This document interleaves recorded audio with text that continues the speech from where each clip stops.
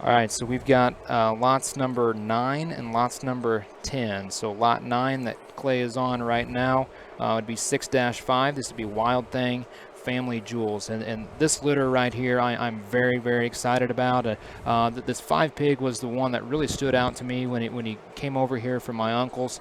I think this dude is just exotic in the way that he's assembled, the way that he's put together. He's being kind of an idiot right now, but you talk about one that just puts all some really positive pieces together, and I think Reed's is one that's going to be really, really unique in the end because his rib cage is tremendous. His look, you couple that with his stoutness and his feature and his bone work. I mean, this one could be very, very unique in the end.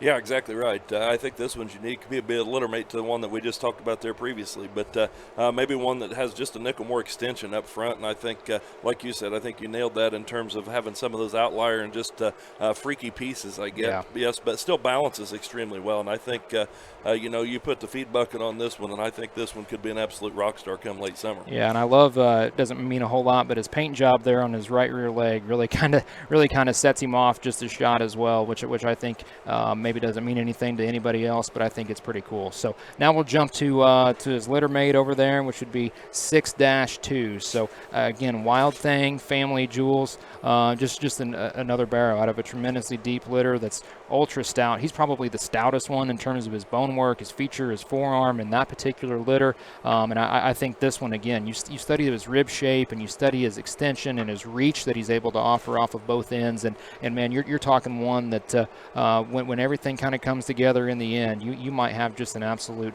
beast on your hands.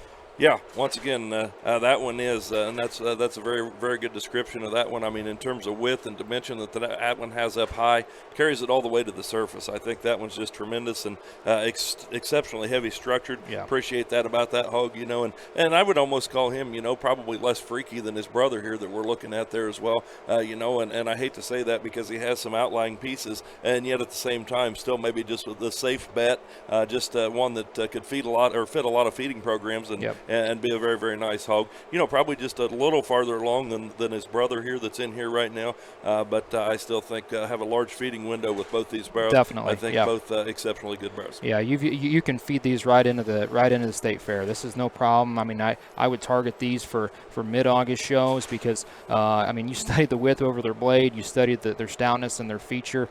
These hogs are going to feed, and I'm very, very fired up on this pair of Berkshire barrows. Again, certified Indiana bred as well. This is lot 9 and lot 10, 6-5 and 6-2.